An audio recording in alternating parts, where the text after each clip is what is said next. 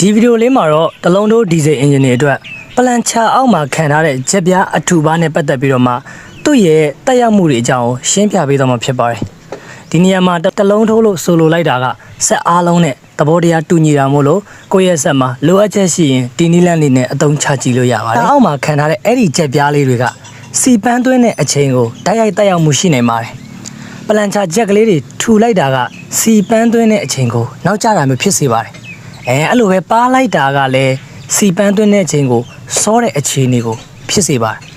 အဲ့ဒီနေရာမှာစီပန်းသွင်းချိန်နောက်ကျတယ်စောတယ်ဆိုတာဘယ်အရာနဲ့ကိုက်ညီပြီးပြောရလဲဆိုတော့ပင်စတင်ရဲ့အတက်အဆင်းနဲ့ကိုက်ညီပြီးတော့ပြောထားတာဖြစ်ပါတယ်ပင်စတင်ကဂတ်စကတ်ရှိတဲ့ဘိုင်းကိုတက်လာတဲ့အချိန်မှာနော်ဇယ်ကနေစီစတင်ပန်းရမယ့်အချိန်ကိုဆိုလိုတာပါပင်စတင်ထိတ်မရောက်လာသေးခင်ဂတ်စကတ်နားကိုမရောက်သေးခင်မှာစီပန်းတာကိုပြောတာပါစီပန်းသွင်းချိန်နောက်ကျတယ်ဆိုတာပင်စတင်ကဂတ်စကတ်ကိုရောက်ပြီးတဲ့နောက်ပိုင်းပြန်ဆင်းတော့မဲ့အချိန်ထိစီပန်းနေတာကိုစီပန်းသွင်းတဲ့အချိန်နောက်ကျတယ်လို့ပြောတာပါအခုမှစားလိုက်လာနေကြတဲ့ညီကိုတွေအနေနဲ့နားနည်းနည်းရှုပ်သွားမယ်လို့ထင်မြင်မိပါတယ်ဒီလိုပင်စတင်အတက်အဆင်းလောက်တိုင်းနဲ့တော့စီကပန်းနေတာတော့မဟုတ်ဘူးစီပန်းသွင်းပေးရမယ့်အချိန်ဆိုတာတတ်တတ်ရှိတယ်အဲ့လိုပန်းသွင်းပေးရမယ့်အချိန်ကလည်းဒီအင်ဂျင်တစ်ခုမှအလုံးလုံးပေးရမယ့်အချက်၄ချက်ရှိတယ်အဲ့ဒီအချက်၄ချက်ရဲ့သင်ခန်းစာကိုတော့နောက်အပိုင်းတွေမှာဆက်လေ့လာမှာပါအဲ့ဒီအခြေအနေတစ်ခုမှာပဲအင်ဂျင်မှာဖြစ်ပေါ်သွားတဲ့ရလဒ်တွေပောက်ကွဲမှုတွေဆွဲအားတွေမတူညီပါဘူးစက်တန်တင်းမာမှုအစပြောင်းလဲသွားပါတယ်ကျွန်တော်ညီကိုများတခုတော့သတိထားကြည့်ပါဒီမှာလေ့လာနေကြတဲ့ညီကိုတွေပေါ့နော်တချို့ဆက်တွေအသစ်တွေမှာဆိုရင်စက်တန်လေးကတောင်းနဲ့အတန်လေးမှာမာတဲ့အတန်လေးထွက်ပါတယ်အဲ့ဒီထွက်တဲ့အတန်ကလည်းဒီရဲ့ပလန်ချာဂျက်မှာအတိုးလျှော့လုပ်ပြီးတော့ချိန်ဆလို့ရနိုင်ပါတယ်ကဲအဲ့ဒါဆိုလို့ရှိရင်တိုးတာလျှော့တာဘယ်လိုတက်ရောက်မှုတွေရှိရလဲဆိုတာကိုကျွန်တော်တို့လက်တွေ့ကြလေ့လာကြည့်ကြအောင်ပါချက်ပြားလေးတွေအတိုးလျှော့လုပ်မှာဆိုတော့ကျွန်တော်တို့ကပလန်ချာအောင်ဖြုတ်ဖို့လိုအပ်ပါတယ်ပလန်ချာအောင်ဖြုတ်ဖို့တဲ့ပလန်ချာမှာတက်ဆင်ထားတဲ့ကျွန်တော် pressure ပိုက်နဲ့စီပိုက်ကိုတော့လိုအပ်ရင်ဖြုတ်ပါနှက်ဖြုတ်ဖို့လွတ်တယ်ဆိုရင်တော့မဖြုတ်လဲရပါတယ်နော်ဒါကတော့ကျွန်တော်တို့ကမဖြုတ်ခင်စီတွန်းတဲ့ပမာဏလေးကိုစမ်းကြည့်တာပေါ့နော်ပြီးလို့ရှိရင်ကျွန်တော်တို့ခုမဲ့ jet လေးတွေပေါ့နော်အဲ့မှာတခုရှိတယ်နော် jet ဆိုတာအဲ့ဒီ jet ပြားရဲ့ဒုတွေကစီပန်းသွင်းတဲ့အချိန်ဆိုတော့ jet ပြားဒုတွေပါရင်ပိုနီးမယ်ပေါ့ထူရင်ပိုဝေးသွားမယ်ကျွန်တော်မှာတော့လောလောဆယ်တော့တင်တန်းပြဖို့အတွက်ဆိုတော့ jet ပြားအထူ3ပြားကိုရိုက်ထားပါတယ်အခုဖြုတ်ပြီးတော့အဲ့ဒီ3ပြားကိုပလန်ချာအောက်မှာထည့်မှာပါထည့်ပြီးတော့ရလက်ဘယ်လိုဖြစ်လဲဆိုတော့ကြည့်ကြည့်အောင်ပါပလန်ချာအောင်ကိုအပြင်ကိုဆွဲမထုတ်ခင်အထူးသိမဲ့စရာလေးတွေရှိပါတယ်အဲ့ဒါကတော့ကျွန်တော်တို့လီဗာဆွဲတဲ့ control တန်ကိုကျွန်တော်ရှော့ထားပေးရမှာပါရက်လို့လည်းမရဘူးတင်းလို့လည်းမရပါဘူးအကယ်တင်းထားမိမယ်ဆိုလို့ရှိရင်ပလန်ချာအောင်ကိုအပြင်ကိုဆွဲထုတ်တဲ့အခါကျရင်ပလန်ချာမှာရှိနေတဲ့ကျွန်တော်တို့ control rod တန်ရဲ့အတန်လေးနဲ့ဘေးကနေရံနဲ့တိုက်ပြီးတော့အပြင်ကိုဆွဲထုတ်မရပဲဖြစ်တတ်ပါတယ်အဲ့တော့လီဗာတန်ကိုအရှင်ထားအကယ်နက်သုံးလုံးချွတ်ပြီးလို့ပလန်ချာကိုအပြင်ကိုဆွဲထုတ်တဲ့အခါမှာတိုက်နေတယ်ဆိုလို့ရှိရင်ကျွန်တော်လီဗာတန် free ထားတဲ့အနေထားမှာပဲပလန်ချာကိုဘယ်ညာအနှဲငယ်လှုပ်ပြီးဆွဲထုတ်လို့ရနိုင်ပါတယ်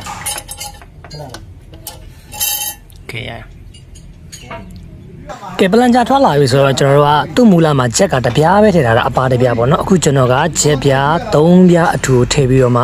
ှပလန်ချာကိုပြန်တက်မယ်တက်ပြီးတော့ဆက်ရဲ့အခြေအနေကိုနှိုးဆန်းကြည့်မှဖြစ်ပါတယ်ပလန်ချာအောင်ကိုကာဘာမှာမတက်ခင်တိမဲ့စရာလေးတွေပြောပြပေးပါဦးမယ်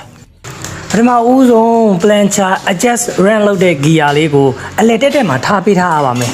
ပြီးရင်တော့ဒီ engine ရဲ့ကာဘာအောင်မှာလီဗာတန်ကအလဲတက်မှာရှိမရှိကြည့်ကြည့်ပါအလဲတက်မှာလီဗာတန်ကိုထားပြီးတော့မှကျွန်တော်တို့ control ကိုကြက်ပေးရမှာဖြစ်ပါတယ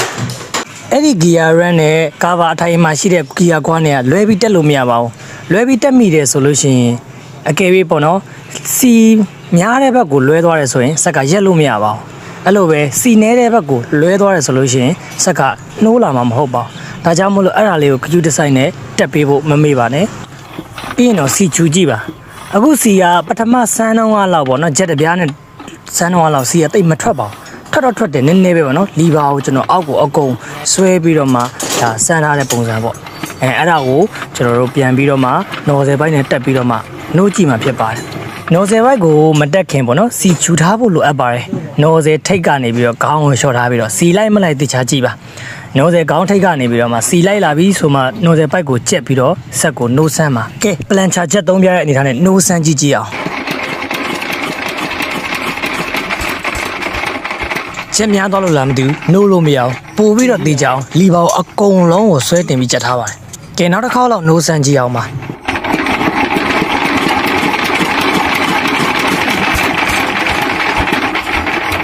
နိုးလို့မရပါဘူးလှဲ့တာမြန်အားနေလို့လူချင်းမလားလို့ပြီးတော့ရတယ်တဲ့ကျွန်တော်နိုးနိုင်နေဆိုလို့ကဲနောက်တစ်ခေါက်လောက်ထပ်ဆန်းကြည့်ပါဦးမယ်ကဲဒီမှာစက်ကူချက်3ပြားထည့်ထားတာစက်ကဒီပါအကုန်လုံးတင်ထားတယ်မတွန်းနိုင်ဘူးပေါ့နော်ပုံမှန်ကအနည်းချင်းထွက်လာပေမဲ့ဒီနော်ဆဲမှာ PSN ကကျွန်တော်က2900ထားထားတယ်တစ်ခေါက်တော့ဗီဒီယိုထဲမှာကြည့်ဘူးမယ်နော် TikTok မှာတင်ထားလိုက်ပြီအဲ့ဒီခါကျတော့ဒီကောင်တွန်းမဲ့အကွာဝေး stock မရှိတော့တဲ့အတွက်ပေါ့နော် PR မရှိတော့တဲ့အတွက်ဘာဖြစ်လဲဆိုဝေးသွားတာကိုချက်ပြားထူတော့သူ့ကိုဆွဲတွန်းပြီးဖိမဲ့ပလန်ချာရဲ့ဒီတွန်းတဲ့တက်ပစ်အကွာဝေးကဝေးသွားတာအဲ့လောက်ဆိုတော့အဲ့ဒီနှစ်ခုကတွန်းပြီးမှစီကတွန်းအားဖြစ်မယ်အဲ့ pressure ဖြစ်မှစီကအမုံနဲ့ဆက်ကနှိုးနိုင်မှာပေါ့နော်ဖြစ်တော့နင်းနေရပါသွားတယ်တိုင်မင်အဗန်ကလည်းနောက်ကျသွားတယ်ဆိုတော့မနိုးနိုင်ဘူးမိကိုအဖြူလေးတွေပဲထွက်လာအခုဒီချက်ပြားကိုတပြားချင်းစီပြန်လျှော်ပြီးတော့ရလက်တွေကိုစမ်းကြည့်ဖြစ်ပါတယ်ကဲဒါဆိုရင်ကျွန်တော်တို့ပလန်ချာအောင်ကိုပထမပြောပြတဲ့နီလန်းနေတိုင်းတခြားလေးချွတ်ပါကဲချက်တပြားကျွန်တော်တို့လျှော့ပြီးတော့တက်ပြီးတော့စမ်းကြည့်ကြမယ်ခင်ဗျာ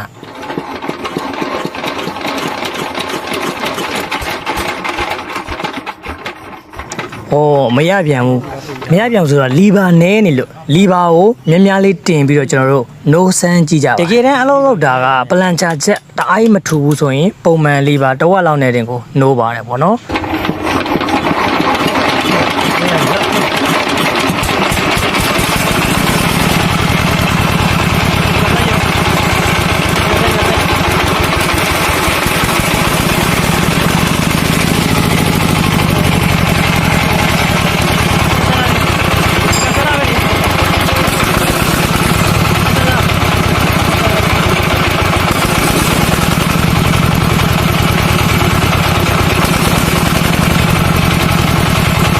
နိုးသွားပြီဒါပေမဲ့မီးခိုးအဖြူတွေလည်းထွက်တဲ့အပြင်မီးခိုးအပြာလေးတွေပါနည်းနည်းလေးတန်းပြီးပါလာသိထားမိလားမီးခိုးအဖြူကတော့အများဆုံးပေါ့အဲ့ဒါကစီပန်းသွင်းတဲ့အချိန်နောက်ကျသွားတာဂျက်တအားထုသွားတဲ့အတွက်ပေါ့နော်ကဲဟုတ်ပြီဒါဆိုရင်ဂျက်ထူတဲ့အတွက်ဒီရလက်ဒီမီးခိုးထွက်တယ်နော်ဟုတ်ပြီဒါဆိုရင်ကျွန်တော်တို့ဂျက်နောက်ထပ်တပြားကိုထပ်လျှော့ပြီးတော့မီးခိုးအရောင်ပြန်သုံးသက်ကြည့်အောင်ပါတပြားလျှော့ကဲနောက်တပြား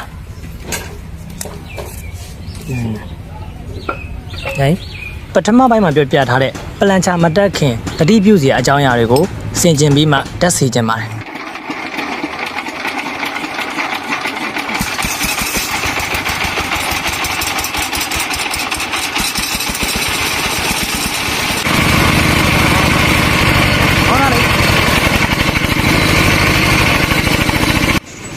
နှစ်ခုမြောက်ကိုရှော့ပြီးသွားတဲ့အခြေအနေမှာတော့စက်ကနှိုးရတာလွယ်လာတယ်ဒါပေမဲ့မီးခိုးဖြူလေးတွေနည်းနည်းကြံနေသေးတယ်ပေါ့နော်အဲ့ဒီပြင်တော့မီးခိုးအပြာလေးတွေပါနည်းနည်းလိုက်တယ်ဒီလားမီးခိုးပြာလိုက်တာတခါတလေမှာအခုကျွန်တော်တို့ဖြုတ်ရင်းတက်ရင်လည်းလေမချူမိတာမျိုးပေါ့နော်လေပါတာမျိုးဆိုရင်လည်းဖြစ်တတ်တယ်ပလန်ချာ delivery ကောင်းနက်တွေအပိတ်နက်တွေအကျက်နည်းရင်လည်းဖြစ်တတ်တယ်အဲ့ဒါလေးကိုသိချပြန်လုပ်ပြီးမှထပ်ခါပြန်စမ်းစေချင်ပါတယ်ကဲတော့နောက်ဆုံးအခုခံထားတဲ့ jet ကိုရှော့ပြီးနောက်ထပ်သူ့မှာအပါတစ်ချက်အပါတစ်ခုပဲတက်ပြီးတော့မှပြန်စမ်းကြည့်ကြပါမယ်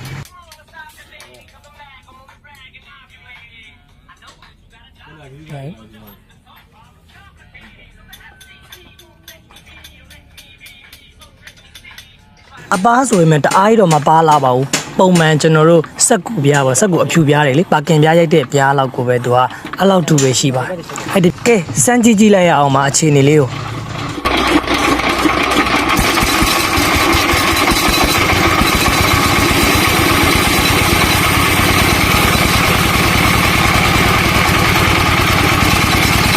လေးပါ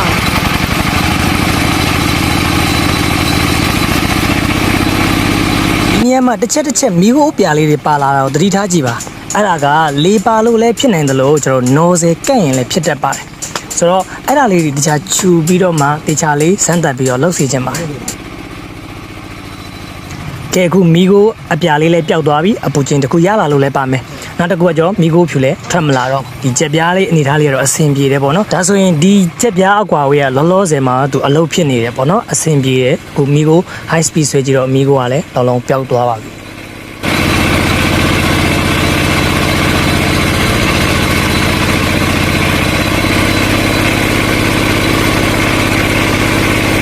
ကဲဒါဆိုလို့ရှိရင်ဒီသင်ခန်းစာရဲ့မှာ ချက်ပြားထွေရင်အင်ဂျင်မှာမိခိုးအယောင်ဘလို့ဖြစ်တယ်စက်နိုးရတဲ့အခြေအနေမှာဘလို့အတိုင်းအတာတွေဖြစ်လာတယ်ဆိုတာကိုလည်းသတိထားမိမှာပါဒါဆိုရင်ချက်ပြားပါရင်ရောဘလို့ဖြစ်နိုင်လဲဆိုတော့ချက်ပြားပါလို့ရှိရင်ဒီချက်တွေဖြစ်နိုင်ပါတယ်အဲ့ဒါကတော့ကျွန်တော်ဘက်ပြန်ကန်တာမျိုးဖြစ်နိုင်တယ်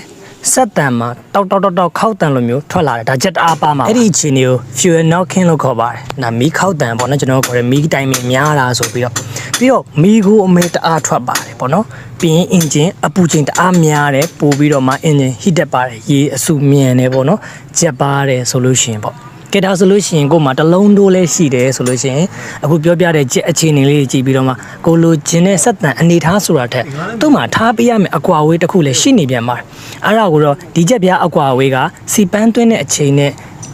ဒီကတိုင်းလေတဲ့ပုံစံနဲ့ဆိုလို့ရှိရင်ဒီဂရီနဲ့ပြောပါတယ်အဲ့ဒီဒီဂရီအကွာအဝေးကိုတလောကကျွန်တော်ရဲ့ဒီ group မှာစာအုပ်ဖိုင်လေးတွေပို့ထားတယ်နော်အဲ့ဒီမှာဒီအချက်လက်ကလေးရှိပါတယ်ဥပမာစီပန်းသွင်းရမယ့်ချိန်ကဘယ်လောက်ဒီဂရီကနေဘယ်လောက်ဒီဂရီဆိုတာအဲ့ဒါလေးမှာအတိအကျထားပေးနိုင်ရင်စီစားတက်တာမယ်ဝန်အယုံဆွဲအားကောင်းမယ်သူ့မူလအတိုင်းဖြစ်နေမယ်ပေါ့နော်အဲ့ထက်ပိုပြီးတော့လည်းထားလို့မကောင်းဘူးရော့ပြီးတော့လည်းထားလို့မကောင်းအဲ့ဒီဒီဂရီမှာချိန်ပြီးတော့ထားမှဖြစ်ပါတယ်